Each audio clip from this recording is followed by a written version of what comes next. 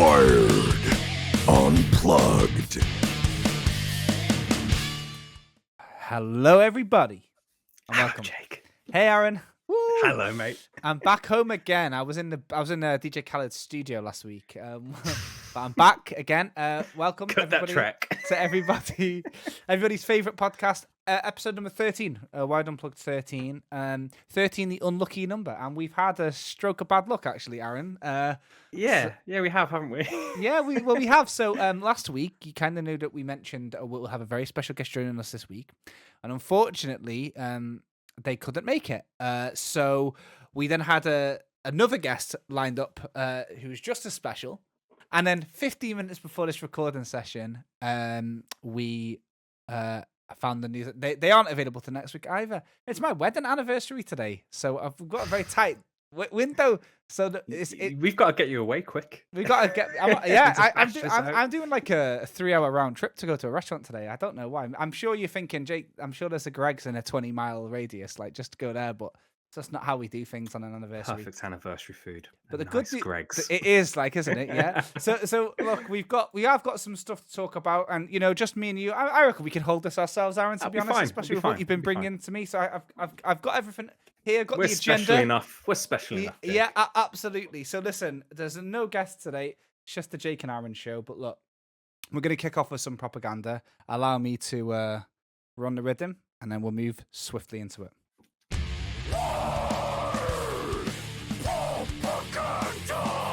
Wired Propaganda. There we are. Why propaganda?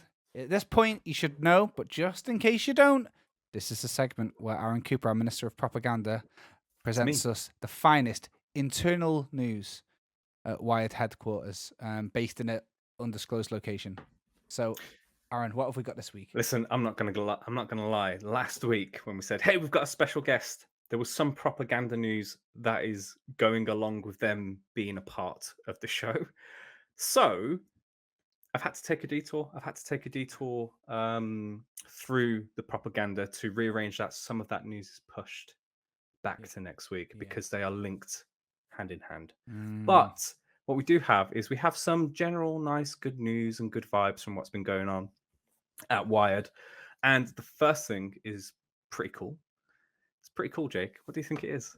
I know you can read what it is, but I myself Going blind, and the listeners at home have no idea what this could be. No. So It is essentially, most of you know, we've had several episodes on this as well. Martha is Dead came out into the world. It got praise. It got critiqued as well, because it's a game that treads a very interesting ground, right?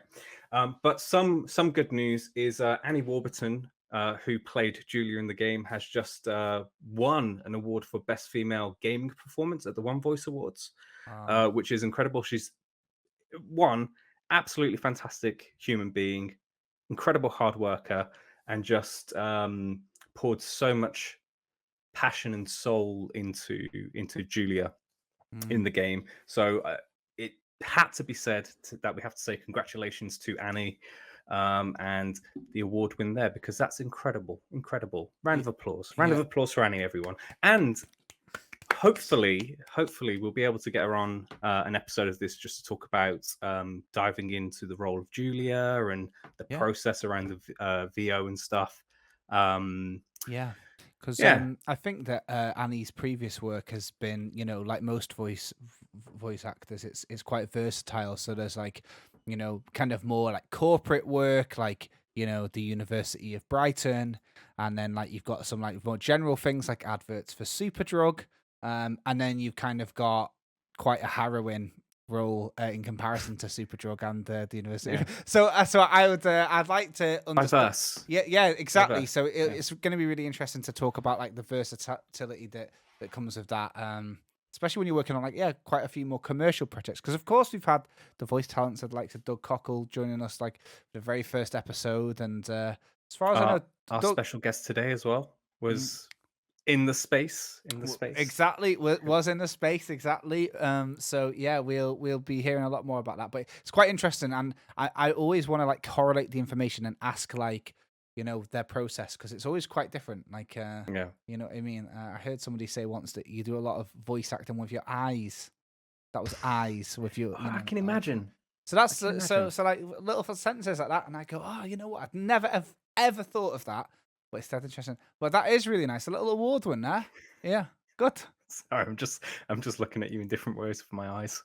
Yeah, but you're not talking. Remember, it's all about the voice acting part, isn't it? You can't. Oh, yeah, You have to still Sorry. do the talking bit.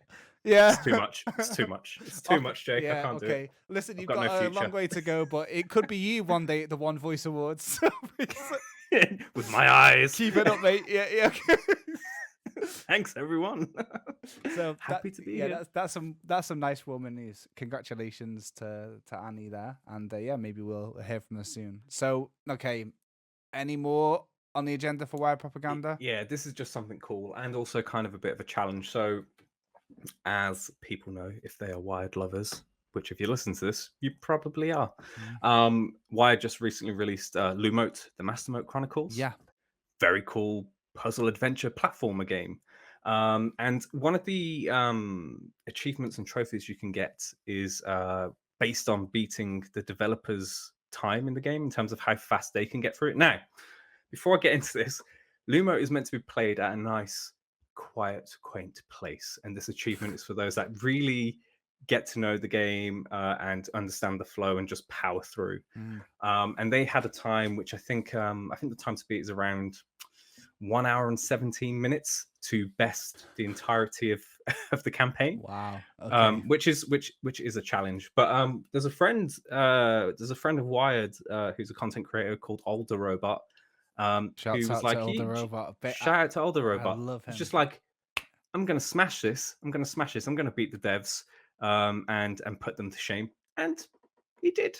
He did, Jake. This guy is an actual machine. He's a legend, I met him at EGX years back, played a couple of games with him then, and that this guy loves a challenge, and I love his relationship with developers and stuff like that. He really gets stuck in. So for him to be able to take the trophy home there, quite literally in this case, I suppose. No, and actually did. So I think he beat their time by 10 whole minutes. Which, these are the developers. They made this game. Yeah. They created it. They gave birth to this bioluminescent world, and he's just like, nah, I've got you beat, mate. And he did. But I think what would be cool is just to put a shout out that if you are playing Glue Mode, if you are up to the challenge, try and beat that time. Get that trophy, get that achievement, and let us know what your final time was, because it'd be good to see if anyone can beat Older Robot. Get Older Robot back in to try and beat them again. I love this scoreboard stuff. I think bring it on. Bring it on. I'm all about it. Like the Top Gear scoreboard. Yeah. The thing is, so we spoke to them in Awesome Games in the last pod, and Kyle and on. They're quite serious coders and stuff like that. It's not like, some developers are part of in fact, we spoke about it in the last podcast where some development studios are 400 people. So, a developer could just be somebody who really worked very hard on defining the sort of leaves of a tree or just the facial animations. But no, this is a game where nearly every aspect of the game is pretty much handled by nearly every ass. Nearly every ass is handled by, not Older Robot. He handed their ass back to him, baby. So I love that. And can I just say that as kind of a wider conversation, although I try not to go too off the rails, I love it when trophies and achievements in games kind of factor this in. I always remember Skate, the EA's skateboarding simulation. They had a trophy or an achievement that was kind of you had to beat somebody who's beaten a dev at a game. Yes. So it was kind of I was going to say an infection or whatever, but there's lots of very viral words in our world over the last 2 years. But it was very, very cool to see how accumulative that got, because then if I beat somebody who beat that person, and then someone beat me, and then someone else. So it was really cool how it. I think Gears of War was another one that had something like that. So. Yeah. I think so. So I love it when the developers themselves are factored into that. I mean, it does suck a little bit for trophy hunters who, when games die, I guess, like in terms of their multiplayer servers go offline and people will never be able to 100% escape because of that. But I think it's a very cool thing, and I like that. They factored it in. It's I really. think it's cool. 'Cause there's that period of time as well, like when because this was kind of like the height of online, right, where everyone wanted to play online Yeah. with friends or not, and would burn out time just to make it happen. Yeah. And I think there was always something cool about because I think The Last of Us had something for their online mode as well back then. Yep. That's right. Yeah.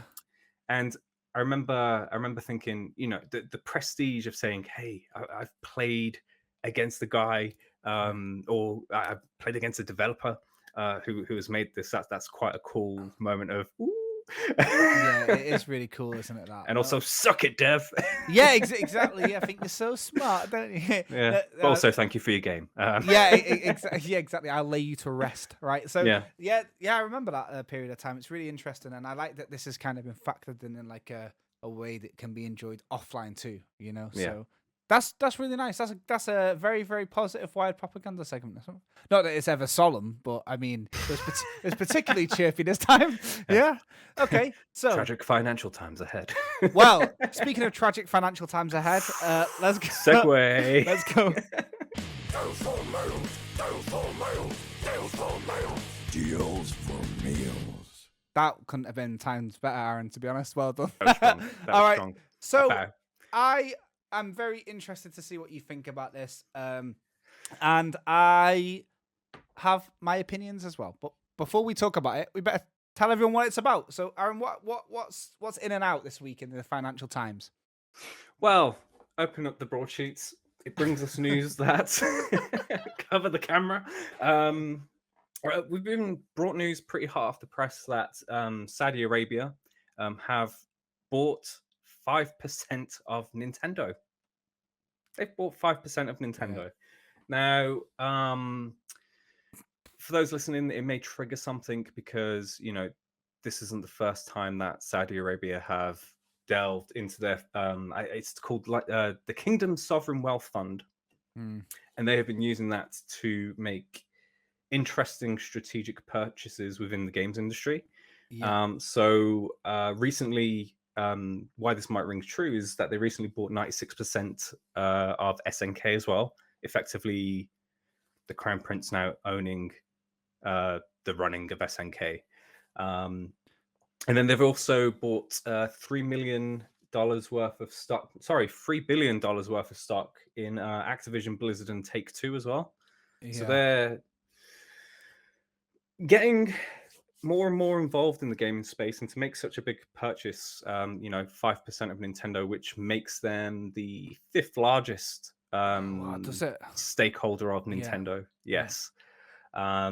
Now, the reason they're doing this is because Saudi Arabia, they want to diversify how they make money for the country. So usually it's on proceeds from oil. Right, that's right. That helps boost their economy, and they want to diversify their portfolio and get money from other avenues. Yeah, I suppose we made mention the world's events change and like people are becoming more aware of like different energy sources and things like that. They're having to think long term. Absolutely. Right. And video games is apparently the space that they think is worth branching into. As I mentioned as well, they have shares in Activision as well. Activision Blizzard, I should say. And it's been reported that if the Microsoft acquisition goes through as cleanly as it can, they're set to make quite a massive profit off of that. Now, for those that aren't in the know, though, there is a slightly darker, more tenuous side to this story. In that there are concerns that with the human rights abuse past that Saudi Arabia have become known for, along with the fact that the Crown Prince, who is making these acquisitions, has been accused of murdering a journalist. Yeah. So it's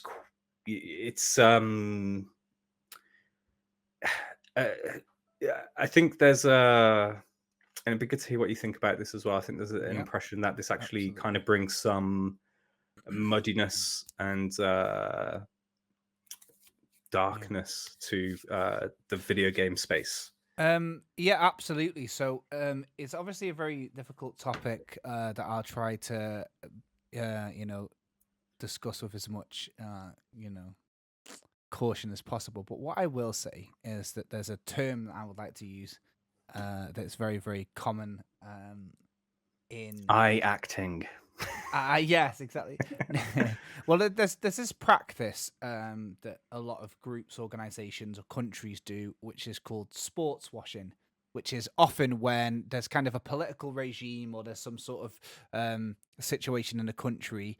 Um, they will hold sporting events in certain places, and sport brings people together. It happens a lot with Putin and FIFA and things like that, and Tokyo Olympics and things like that. There's all sorts of situations in history, and a lot of it is kind of related to sports. So for example, here in the UK, we have football, and a lot of Saudi sheiks and stuff sponsor teams and things like that, and they can put money into that. So I'm a huge fan of boxing, which is like one of the most monetized sports in the world at the moment. It's something Mhm. that's like becoming a bit of a fad in the gaming sphere, with a lot of video game content creators getting into boxing as some sort of means for revenge. And Yeah. you see, so I'm kind of so a lot of the really big fights are being pitched by Saudi Arabia. So there's a very famous boxer in the UK. He's almost a household name, called Anthony Joshua.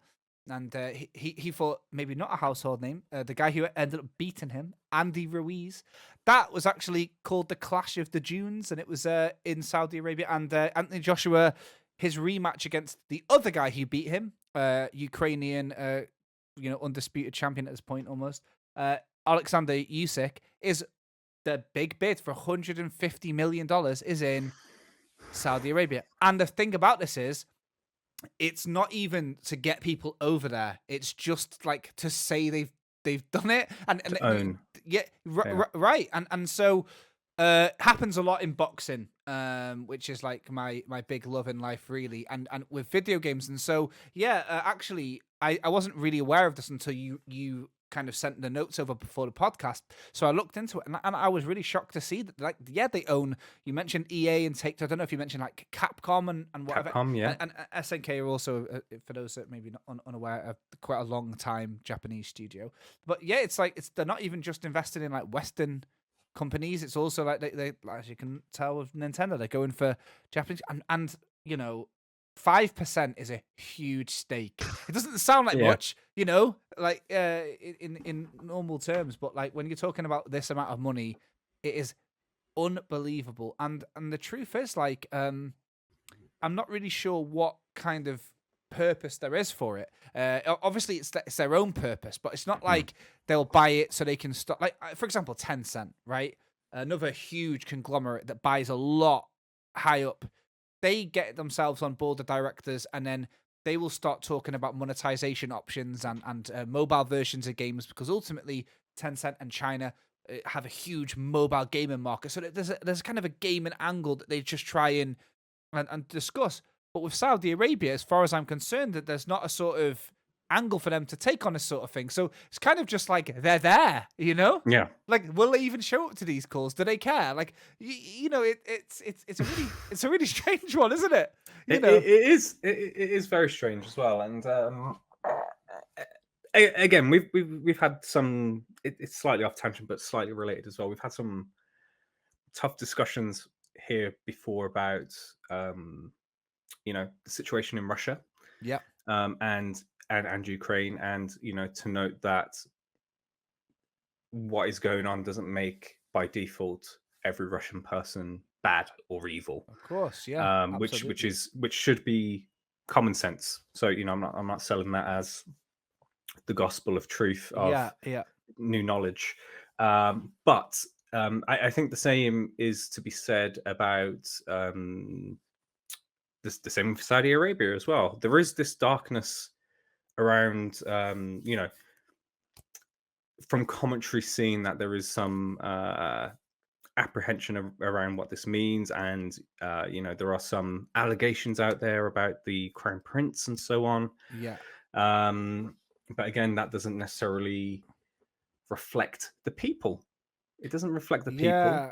Absolutely. So it's a strange old thing, isn't it, with Saudi Arabia, because it's quite a newly established country, I suppose, with very interesting people in there. Like there's people from all over the world, like, and it's not just because there's like 0% income tax. You know what I mean? There's people that want to live out there in the sun at the end of the day. But yeah, I guess on this situation, and it's cool that we can talk about this, because I don't think you'll find this in many other podcasts. I guess the only thing for me that was a bit disillusioning is that, like, video games, and I say this is what I say to my mum and dad, who don't really get video games when I work in video games. I say, it's the music industry and the film industry and the TV industry put together almost times 3. That's how much money is in video games. Yeah. And yet it still feels like it's the thing that everyone who does it loves it and stuff. So this just, to me, kind of seems like just because it's where the money is, and Yeah. I guess that's the nature of the beast, and that's how the world is. But it just feels like a kind of okay, it's like you hear about that with football teams too, right? The big shot owners will more often than not actually have nothing to do with the team. Like for them, it's the merch sales and how well they perform in sponsorship deals, and it's the managers that kind of herd the plans together, and the owner just kind of sits back. And I kind of think that, like, at this level of like board ownership and shares and stakeholding things, there's not much input, I don't think, from this whatever it was called, like the KSWF or whatever, the Kingdom Sovereign Wealth Fund. I'm not sure that they'll be, like I say, sitting on these meetings saying, look, where's the next Pikmin, guys? That would be interesting, no? We need to do a Metal Slug remake right now. What's going on? I would. Honestly, I've just stepped away from ruling a country for a moment. Yeah, exactly. What's going on with Metal Slug? I get where you're coming from. Yeah, it's a very strange little thing. So, but like, this is the Deals on Wheels section, and this is like a huge acquisition. So I actually don't know how much money was involved in this one, but it's probably a shitload, isn't it? Let's be honest. Yeah, it would be a shitload. Just if you look at what the value of Nintendo is at the moment, and then you break that down, and that they are, the 5th highest ranking shareholder in the business. Yeah, that's an incredible amount. Yeah, we're talking 58 billion at the moment as market cap for Nintendo. So yeah, like it's that dollars, pounds, dollars. Sorry, yeah, that's from that's just from Forbes. So 58 divided by 5 is 11.6. So we're looking at around 11.6 billion dollars. Okay, just there we go. Quick maths, reader. So crazy. Just no big amount. Let's move on to the news of the week. I think we've got a really good one ahead of us here. There's quite a few bits of news, and I know that we can go tangential as much as we want. We can go off the rails of this one. So let's do it. News jingle, please. Newsweek stuff from Google. Oh, well, here we are. We're in the sort of, I guess we call it the off-topic segment of the podcast, where we are talking about news from all around the world. And Aaron is normally very, very, very good at bringing us a plethora of news.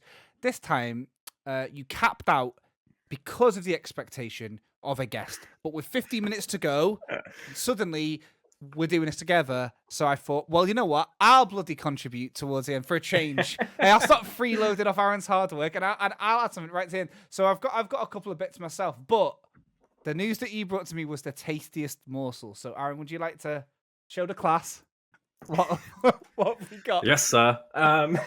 So I knew this is something that you'd absolutely love as well. You've mentioned this game plenty of times. Yeah. Plenty of times. Yeah. And it almost seems like the Jake era is about to arrive in terms of everything that you stand for and love. Yeah. And that is the news that allegedly there has been reports that there is a new Silent Hill game in the works. But not one, but 3. Mm-hmm. 3, Jake. Wow. Get your Yes. teeth stuck into that.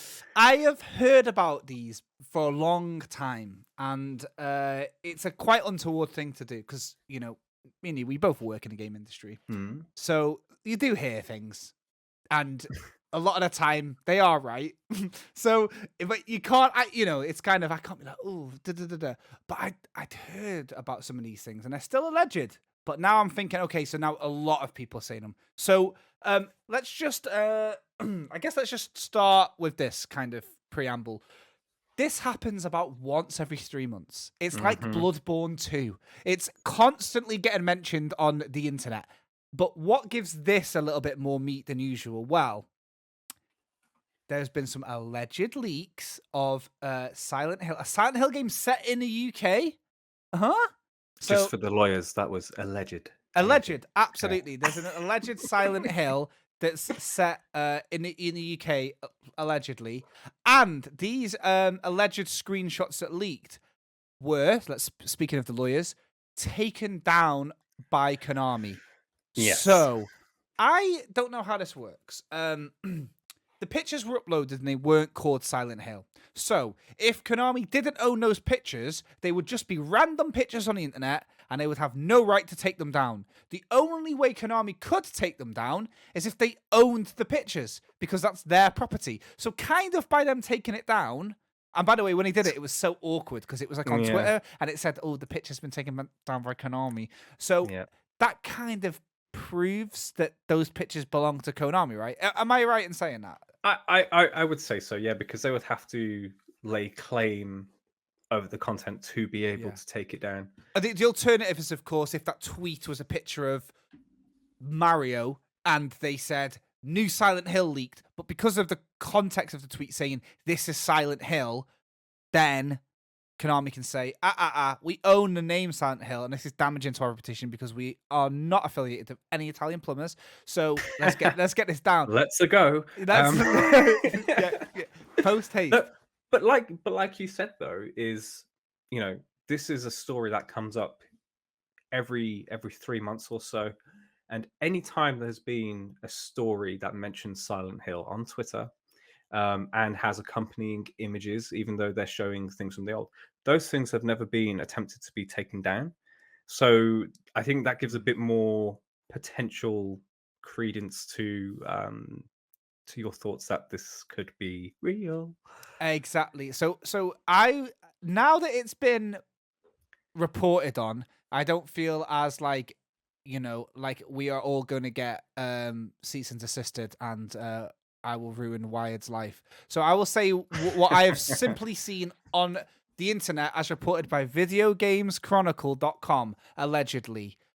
Bloober Team, who were responsible for the Blair Witch Project game, and Layers of Fear, which were really cool, and The Medium? Which was medium. No, it was quite good, but like it was, I think Layers of Fear is the most critically acclaimed game. Blair Witch was obviously a very vague title to work on because like you don't even see the Blair Witch at any point, and so that was a lot of people weren't that happy with that critical and commercial reception for that was kind of but then The Medium was like quite a cool take on an old school tank controlled survival horror fixed camera angle game like Resident Evil, Alone in the Dark. So here's allegedly what the outline is, and I will say this. Annapurna Interactive, just look at their roster, will allegedly be handling the alleged episodic titles that will be released shortly. Episodic being smaller, story-focused games akin to the Telltale games.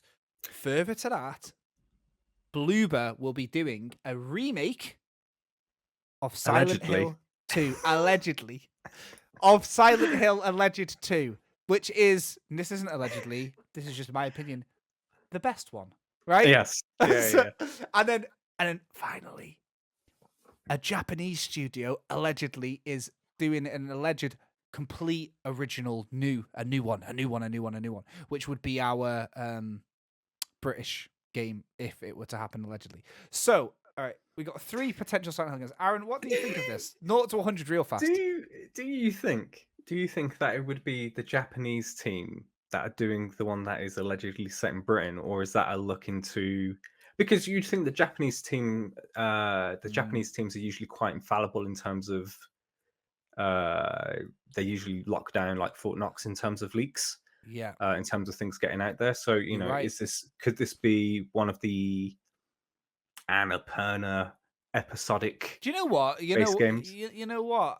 That's more likely the case, isn't it? To be completely Yeah, honest, and it would make a lot more sense for like that sort of thing to happen, especially because a lot of the Annapurna titles have actually had a lot of British strings attached to it. Like, yeah, so that makes a lot more sense. To be honest, I think that the Japanese studio doing something original is like, I mean, I've heard names attached to it, but nobody's reported on what I heard, so I will not say anything. But I think that Silent Hill 2 remake is good for the children, and I'll tell you what I mean. I'm not even old. I'm 30. Yeah, Mm, but let me tell you this. I finally got good internet on my house. Woohoo! Nearly 1 GB download now, baby. Um, welcome. it's great. It feels so good. So I thought, I'm a PlayStation fanboy, right? So I thought I'll treat myself to this PlayStation Now. It's like the live Yeah, streamy thing, whatever. And I was like, finally, I can play Silent Hill on my PS5 because you actually can't do that at the moment. There's no way you can buy the like Silent Hill collection on your PS5 yeah. or your PS4. So PS3 is the way if you want to play any of the good stuff. So I was like, oh, so I've actually just restarted the Silent Hill HD collection, which is Is it decent? no, Okay, but well, no, look, no alleged. It's just no. it's just well, I don't know, and I don't really like what they did was like this is quite a famous story at this point, I think, but Silent Hill 1 on the PlayStation 1 was really pushing the boundaries of the system. Yeah, So it couldn't render things in very fast. So it used fog to kind of avoid that rendering. And that became a kind of mainstay for the series. But when the HD collection came out and those limitations were less restrictive, they just thought we'll clear the fog up a bit. So it's just a very like squeaky clean looking game. Little weird things like that. Like there's yeah. like that, like Comic Sans appears on some street signs for some reason, don't know why. And they've completely changed out all the voice actors, which was, by the way, the voice acting is very bad in Silent Hill 2. But like Resident Evil 1, like a Yeah. Jill Sandwich kind of bad. Like you love it. Like it's so trashy that you're like, it's like, panto. It's B movie goodness. Yeah, and suddenly they Yeah, got like yeah. Troy Baker or whatever involved. Like Hmm. he's good, but that's kind of the problem. So this version you can actually choose the OG voice acting or whatever. Strong. And allegedly they've lost. No, this is a real allegedly. Allegedly they've lost the project file for Silent Hill 2. Oh, no way. Kind of a Final Fantasy VIII situation. Yeah. So a remake from the ground up by Bloober Team, who we know can at least do a fixed camera angle and stuff. We've seen it with the medium, and like the thing with the medium was it was good, and a lot of the critique it got was the story kind of fell flat. Yeah. Mechanically, people really liked it, and it played well, I think. So having everything set in front of you with like one of literally the greatest pieces of art, I think Silent Hill 2 does a lot really well.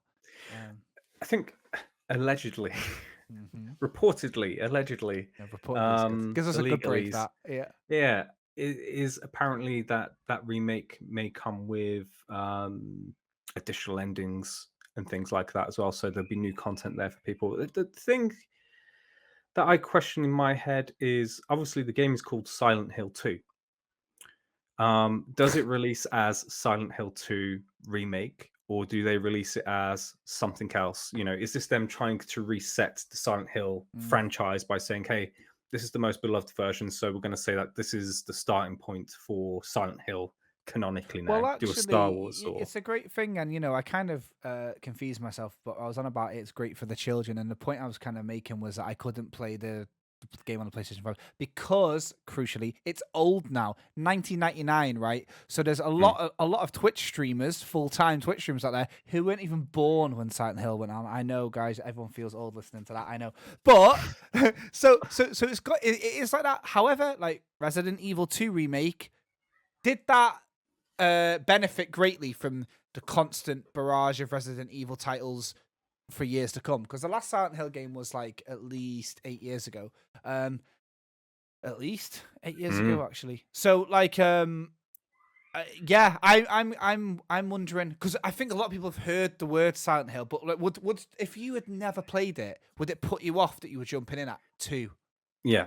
But then again, they don't give a shit about it with Final Fantasy 16, do they? Do you know what I mean? So you know, That world has rules, Jake. Final Fantasy thing, it can't be tamed. Yeah, exactly. But I have some more thoughts as well because you know, the way that this is being spoken about, because this isn't an official announcement, this is all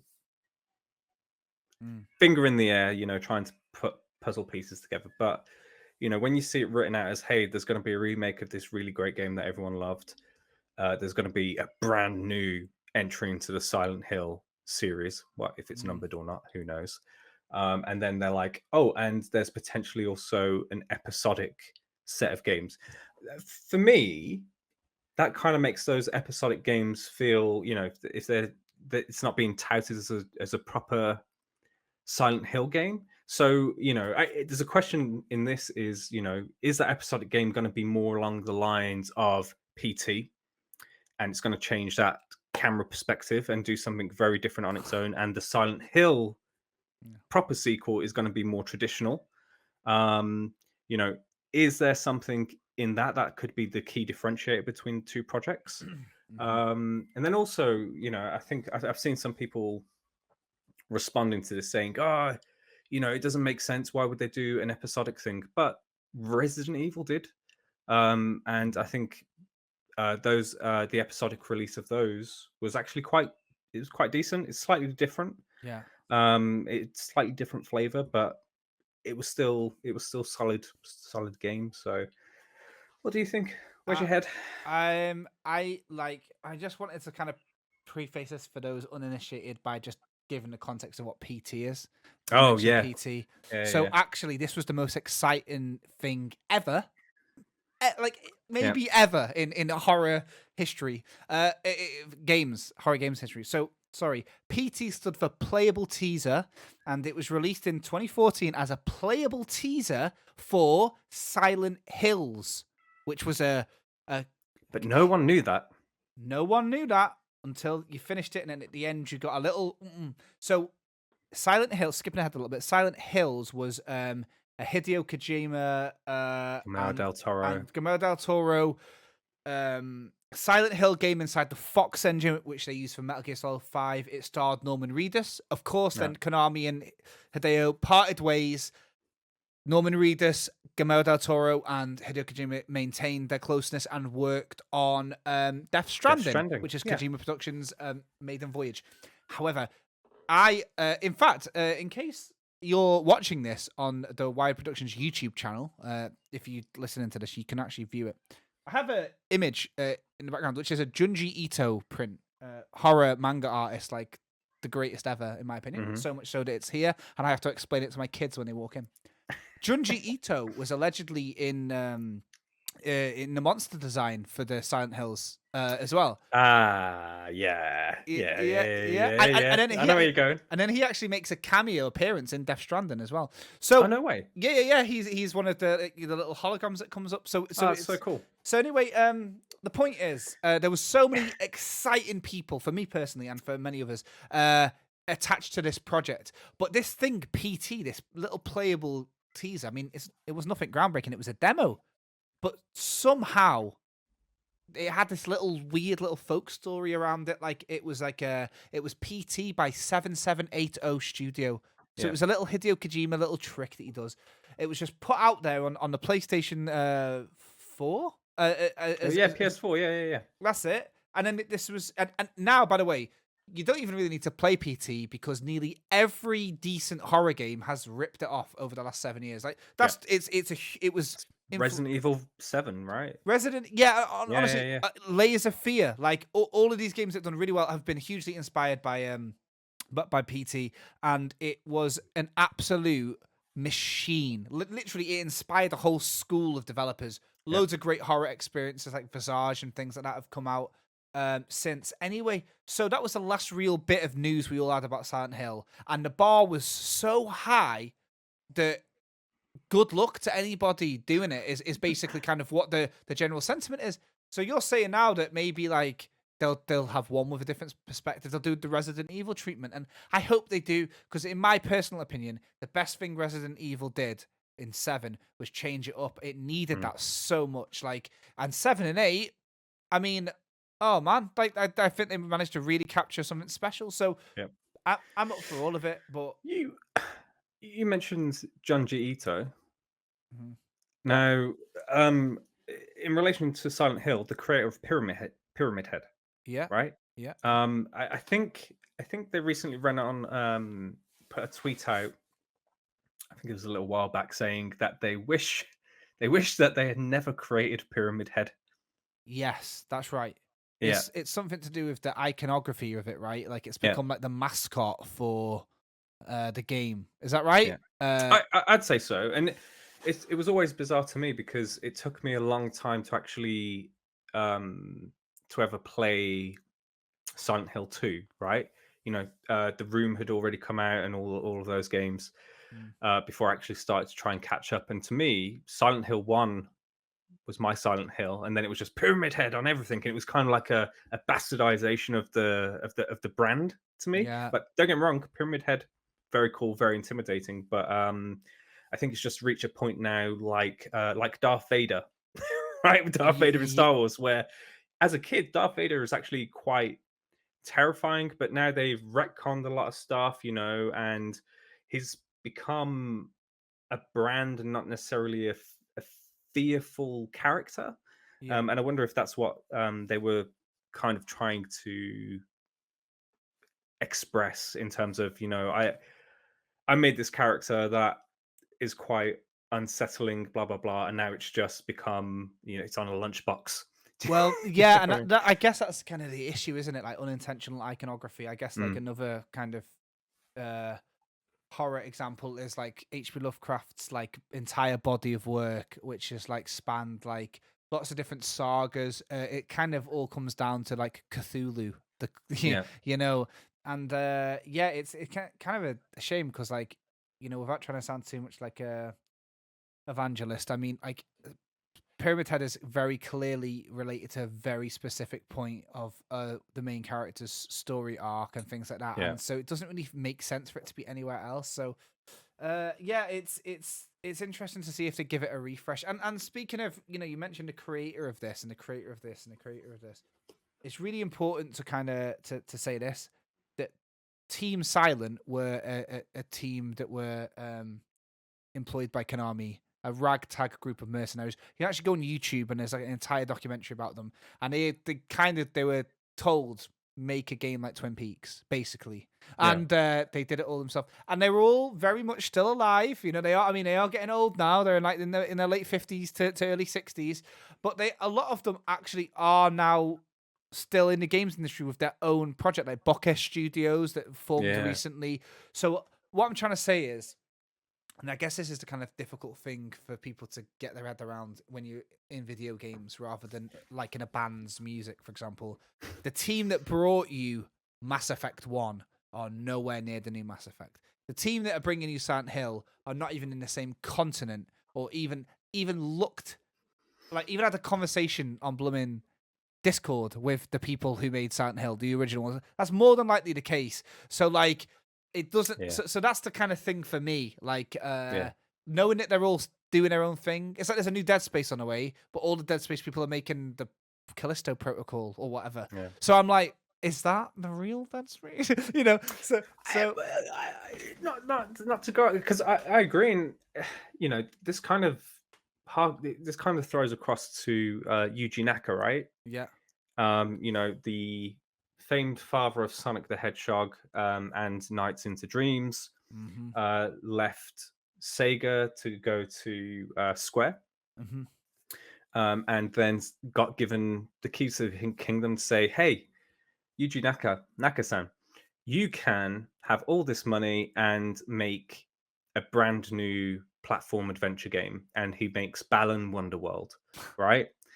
And sorry, I didn't mean to laugh. No. Because you're right. Because that launched, and you know, there's a lot of promise behind it because there's this one figure who is so well renowned within the space, bringing a new vision to life. But the game launched and it wasn't.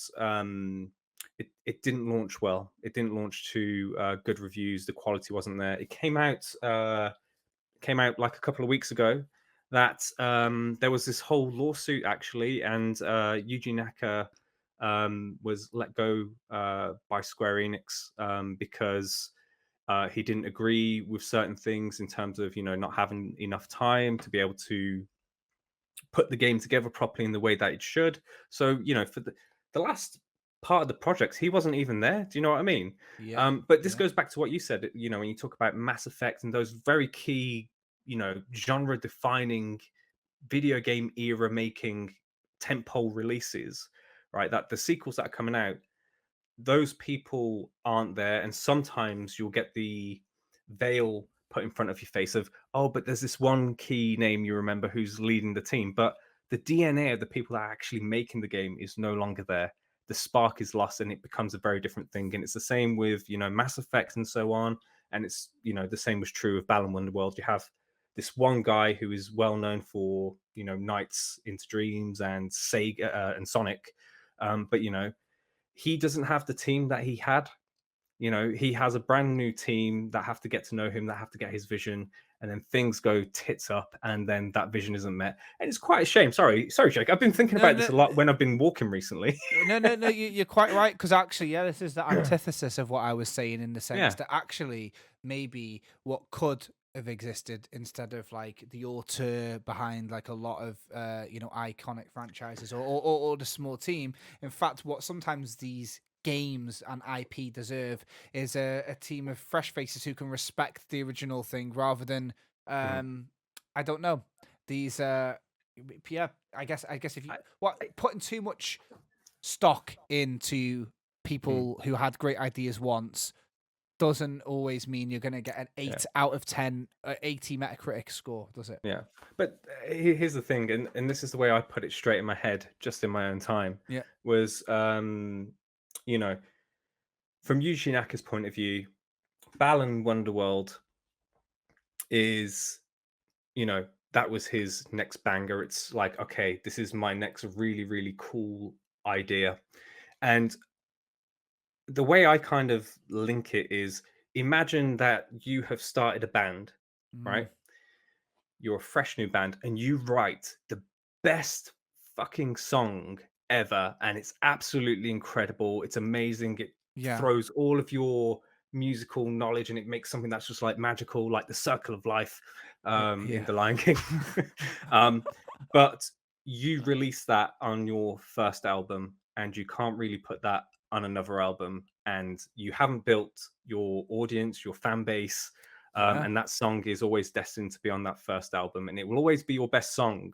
But as you grow, you make new albums, but nothing ever comes close to that. And that's the way I kind of pictured it. Of you can have your best song, but if it's the wrong moment or not given the right love, then you can't. Your creative output can't be like exponential growth, can it? It's just not the way it works. If that was the way every idea you ever had being better than your last idea, like. You know what I mean? Like, it would be a crazy old world, wouldn't it? So look, that is a very, very interesting topic, and beautiful little work for you to Balan Wonderworld, by the way. That's honestly really good. Shout out to Yuji Naka. So I think we've probably got time for one more bit of news. I think we should go for your bit of news because it excites me. Okay. Well, this is a last minute bit of news here, and it was only shared like hours before we recorded, and.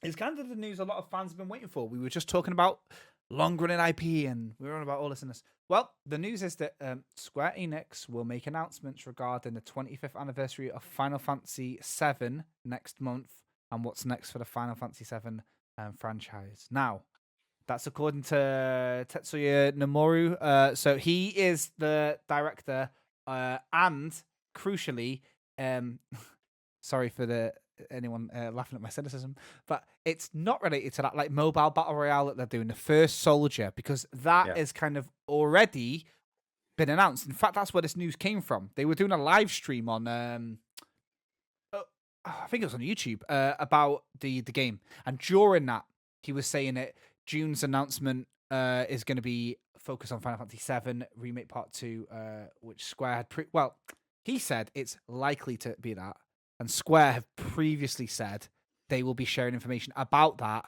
during the anniversary. So it's a dead cert, isn't it? The Square have said we're saying it on the anniversary, and the anniversary is next month. And he said next month we're going to talk about Final Fantasy VII for some reason, and we know it's not about the battle royale. What else can he talk about? They're not going to redo it again, are they? Like so surely, you know what I mean? Unless it's coming to Switch, in which case I take it back. The cloud version. The cloud. Yay. Don't. Wait, that would work. Don't, because it might work. Yeah, exactly. So and the only other thing that it could have been in an alternate reality is that there's Intergrade already. So we've already got that. So we've already kind of got a definitive edition of Part 1. So sorry, just for those that are completely unaware of what the heck I'm on about. Final Fantasy VII is a groundbreaking 3D RPG that came out in 1997 on the PlayStation 1. It was an open world JRPG, beloved by many, and it was remade just 2 years ago, I think. It was in development for a very long time. I think it was announced at E3 2015. So after 5 years, it changed hands between developers as well. It did, yeah. There was a bit of trouble there, wasn't there? So Final Fantasy VII, huge game, 3 discs on the PlayStation 1. It felt like forever, but when you play it as a kid, everything does. I think you can finish it now in about 40 hours or something like that. Anyway, so they did the remake, and it turns out it was just Part 1, which was actually a very minor area of the world. Geographically, it was in Midgar. The opening, it's kind of the, I don't want to say the tutorial area, but there's a mind-blowing moment in Final Fantasy VII. It's incredible. It's absolutely where incredible you are in this place for a good 6, 7, 8 hours, Midgar. You think the whole game's in there. Suddenly, you're put onto the world map, and this is just this one little blip in the map. And there's about 20 other places at least that size. So, Final Fantasy Remake Part 1 was only there. So, there's a lot of questions to answer about this, isn't there? Like, what's the scope? How long is it going to take? Yeah, but also because I was concerned when I was playing it, and all the marketing around it as well. It's like, it's the Final Fantasy VII Remake Part 1. But this is the scope of the game. I was like, okay, it's weird. Okay, I can get to the end of disc 1 of the original game. But what that game does with its ending, just is exciting for those who loved Final Fantasy VII, because it just blows everything open. The possibilities are like, oh wow, so much can happen. What does this mean? It's kind of like Marvel's What If. Their series. And that excites me a lot. For me as well, I think it kind of opens up, they could potentially make an Advent Children 2, but just taking place from you're so right, and this is the beautiful thing, and without delving too much into the details of the ending, for those that maybe played the original, haven't played the remake, it opens up, like Aaron said, the best way to describe it is like what Aaron just said. It opens up possibilities beyond anything the original could have done, and it gives the developers so many options. Kind of hard to explain what we mean, but it really is like that. They can be as loyal to the original story as they want, and I don't think it will upset anyone canonically anymore. So great. But we know that the PlayStation 5's hardware is going to be used a lot more in it this time, and I just really I'm wondering what the development cycle's like. Okay, so if they've already developed the engine for it, they've got the engine, they've got the character models for a lot of them. A lot of the first act character models are in there, especially with Yuffie being added to the DLC, the integrated version. So I'm thinking, okay, a lot of that work's done. They've got the story, they've already got the music. So it's like, okay, so how long does this process take? It's not going to be another 5 years, surely. Or am I just wishing it out into the void, No, but that's the interesting thing as well, because if you look at Square Enix, they recently announced here's Kingdom Hearts 4. And what you see here is going to be better at launch, because we're actually going to be transferring to Unreal Engine 5. And it's like, do they stick with the base of what they have with 7 Remake and just say, hey, we're just going to make another game to this level, to this degree, with a slight bit more power behind it? Or do they go the route of, hey, this is going to come slightly later and it's going to be an Unreal Engine 5 project? I don't know. But I'm excited. I am excited. The potential there is crazy, and you're right. I'm just wondering, like, they've also got Final Fantasy 16 that they they teased. Was it last year or was it the year before? But it wasn't too long ago. But long enough that people want to know what's going on, because I don't think there's been anything since. Well, see, that's the thing as well. I think the guy who's running the project, he recently came out and said the game is pretty much done. He did, and that we should hear more soon. So that's the director of Final Fantasy 14, because I think I remember making fun of it last week. Yoshi P. It is, and I ended up laughing because he kind of explained what a single player game was in the quote, where he was like, unlike an MMO, this is an MMO, but it's single player, and what that does is it means that you can focus on the immersion and the story yourself. And I was like, thank you so much. I once at E3, at an E3 when they were showing that game off, I once I think I spent 45 minutes with him in a room eating lunch, talking about basketball.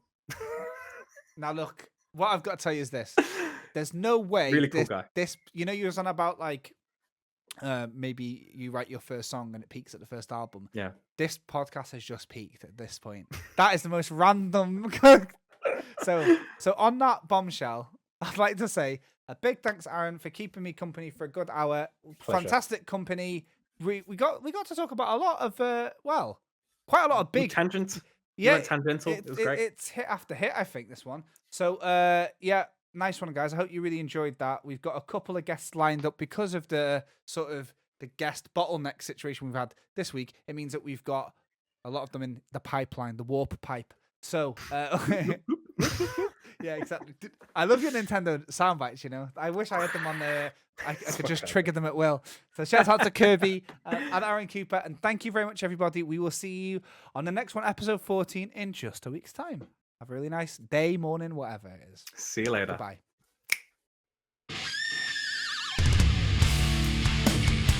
Wired Unplugged.